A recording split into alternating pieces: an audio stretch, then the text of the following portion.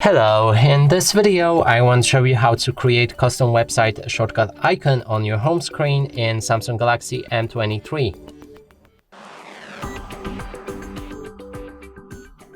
To do this, we'll need to open our Google Chrome. I'm not sure if this feature is available for other browsers, so I will stick to that one. Then we need to find the website that we want to add as a shortcut, and I'll be using this one as well. Now click on the three dots in the top right corner of the screen and select Add to Home Screen. You'll be able to name your icon however you like. When you're ready, select Add, add again, and then go back.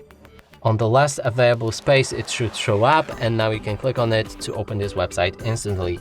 And that's it for this video. Hope you like it. Please consider subscribing to our channel, leave a like and a comment below.